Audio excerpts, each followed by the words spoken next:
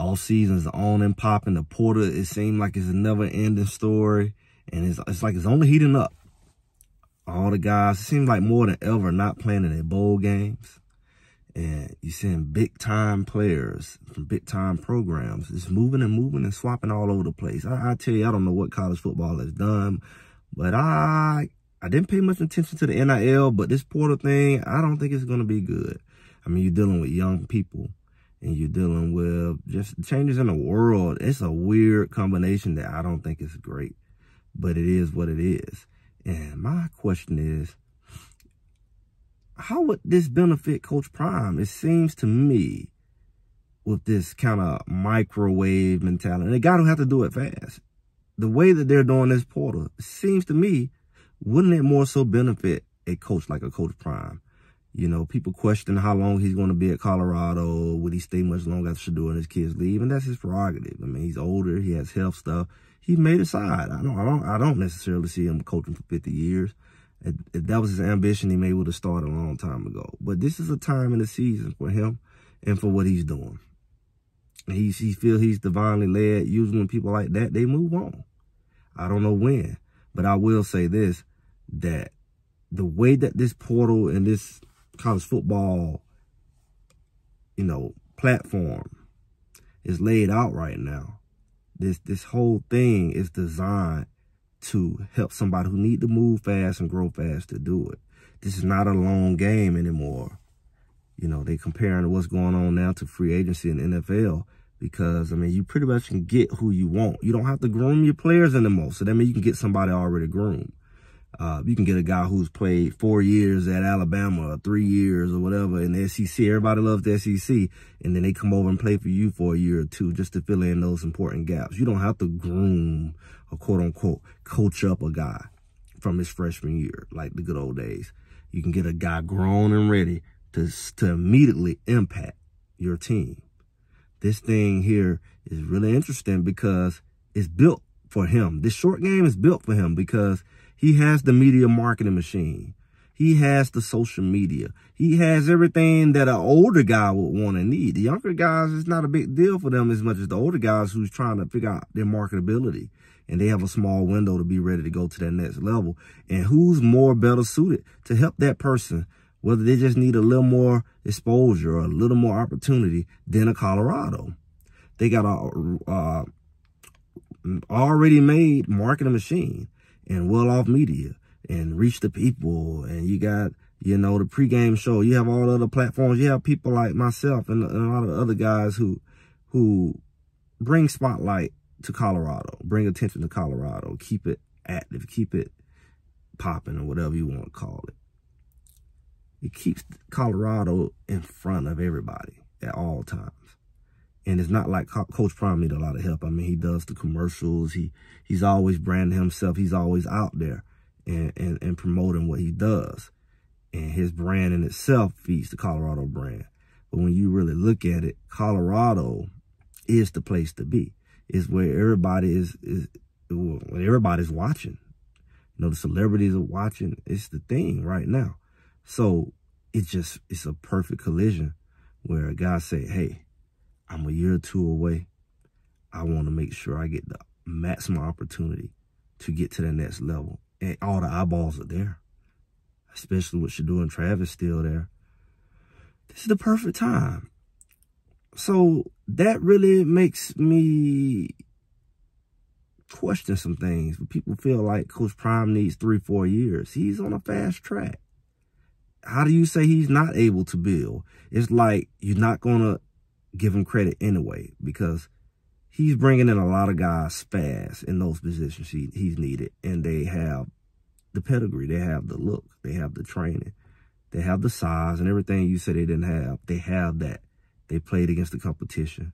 They come from 4- or 5-star backgrounds, and they've been dominant in some part of their life. Even if it hasn't quite manifested in college for some of them, that's the caliber of guys that you have.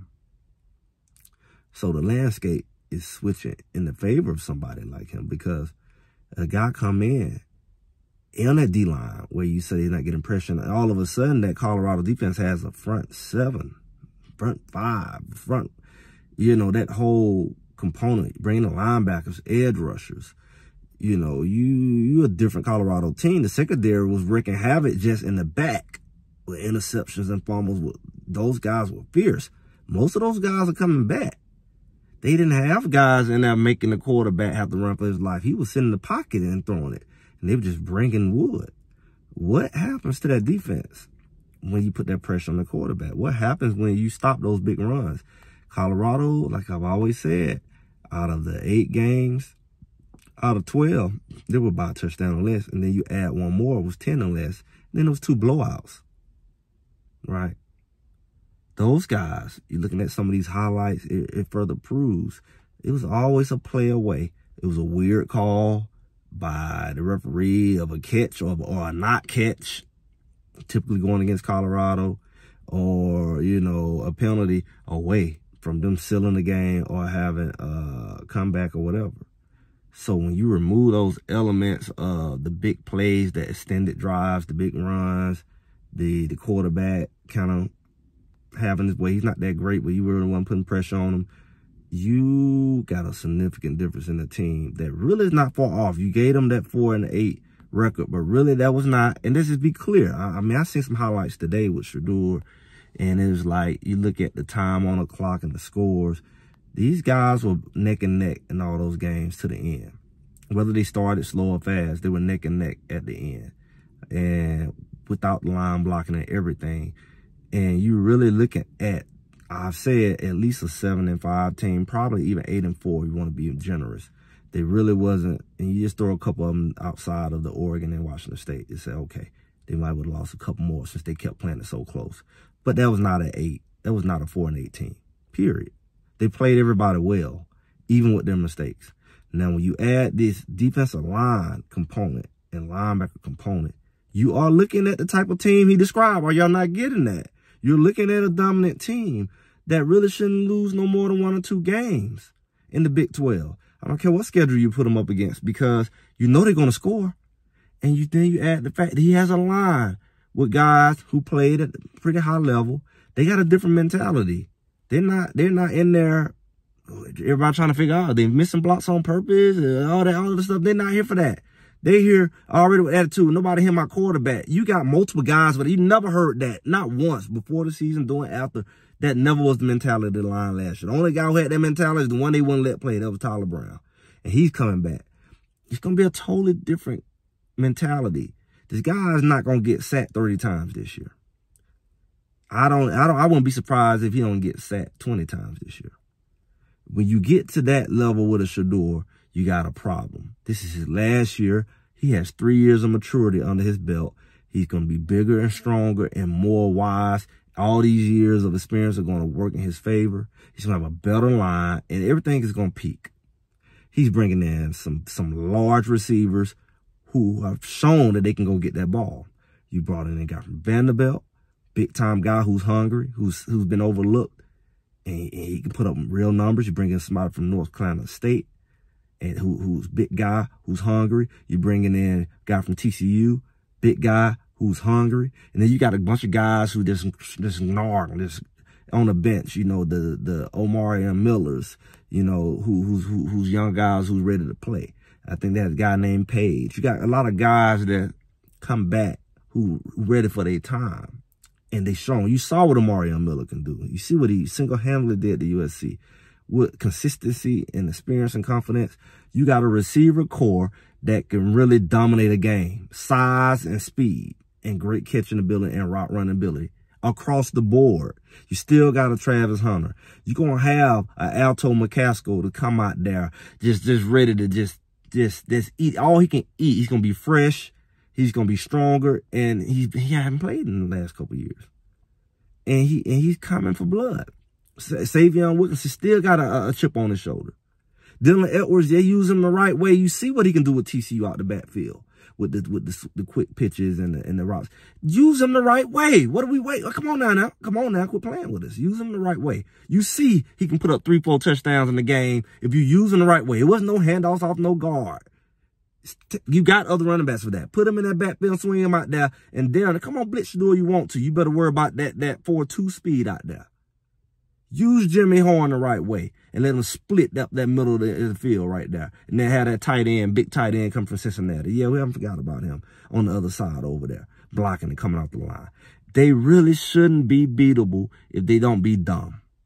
If they, and I can't see this NFL coach coming down the college level. He came in at the end, having the whole year to scheme up, having the whole year to put these packages together, not on another man's offense. I don't see how this will not be a top 10, top 5 offense next year. It just doesn't make sense. Unless we watch a real cinema, Disney, Nickelodeon movie here. And nobody got time for that. These boys have weapon after weapon while everybody talking dumb. They don't know. They had it last year. They didn't properly use it. They had other issues going on, clearly. They had a lot of lineman issue and just connection issues, but that's already different.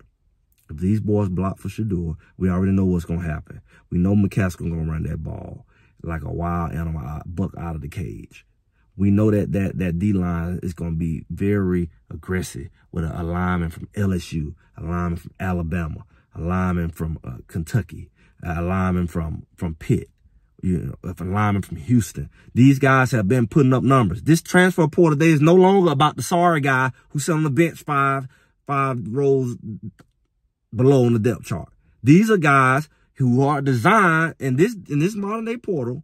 They can leave and be starters and say, hey, I just want to go because this is where I want to be. This is what eyeballs at. That's where they made it. You can't. It's starting quarterbacks that's transfer. It's not about who not playing no more. They can play. They can be the superstar in transfer because something be going on. The new coach, whatever. They just want something different. That's the world we in. That's the caliber players they got. These teams can turn around overnight, and you got the right bait. You got the right attraction method, like a Coach Prime. He can always go get some top guys from other teams who may want something a little different. Maybe they're in their grad year, and maybe the class they're coming out in the draft is not quite conducive to them. They need another year. Maybe they want to come play for Warren Sapp. You know, it's a lot of things that they can benefit. Maybe they want to build up their brand. It's a lot of reasons why people want to come to Colorado. But y'all better recognize what's going on. Your little silly game, your little hating games, you're going to be embarrassed. He can't coach. You're going to be embarrassed. We've seen what he can do with the weapons. We've seen what he can do with the weapons. It's not even fair. That's what happened at Jackson State. Just all you all just talking and didn't know what's going on. His weapons were just too much for that conference. He had too many weapons for that level of play. A lot of them boys. Look at Shedeur. He played there. Look what he's doing now. He's dominating everywhere he goes. Travis Hunter's dominating. He's All-American a year later. That's what they were at Jackson because they went there for him. They're going to come to Colorado not because they can't go to the SEC. They're going to come to Colorado not because they couldn't have stayed and played with Nick Saban. They're going to come because they want to come play for him. Then you're not get that. And that's what I think they've been afraid of. That's why they've been cheating. Like, that's why everybody been playing him like they was a #1 team in the country, even though they was 1-11 the year before. That's why they treat him like who he really is, and y'all not getting it. Some of y'all not. They treated him like they know who he's going to become. They know what he can do. They know the kind of influence he can have. That's in coaching included. The type of coaches he can attract. The type of players he can attract. The type of resources he can attract. That's what we're looking at. I want y'all to consider that. But that's just me. Greg said it. Y'all get back with me. Make sure y'all like, share, subscribe. We'll be talking a little more about this. This thing is developing. And y'all have a good one. Talk to y'all soon.